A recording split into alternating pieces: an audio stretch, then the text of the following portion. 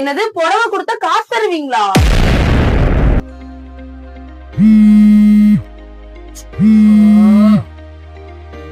Hello.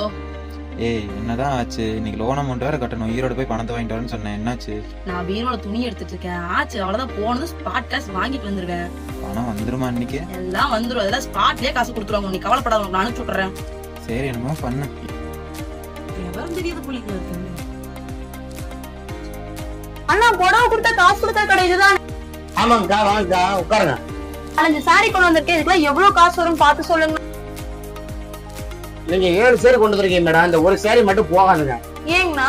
இந்த பாருங்க, இந்த மாதிரி தேய்ச்சி பார்த்து ரெட் கலர் வந்தா நாங்க வாங்க மாட்டோம். இந்த மாதிரி தேய்ச்சி பார்த்து ஒயிட் கலர் தான் மேடம் வாங்குவோம். ஈரோட்லயும் அதிகப்படியா பாந்தறது நீங்க தான் சொல்லி நான் கேள்விப்பட்டு வந்தேங்கண்ணா. ஆமாங்கக்கா. இந்த 6 சேரி எவ்வளவு போகுதுன்னு கேட்டீங்கன்னா 1,99,000 போகுதுங்க. அண்ணா நிஜமாவா சொல்றீங்க? ஆமாங்கக்கா. சென்னையில நடந்தவனுக்கு திடுக்குன்னு வந்துச்சான் கல்யாணங்கிற மாதிரி. இப்படி ஒரு வாய்ப்பா?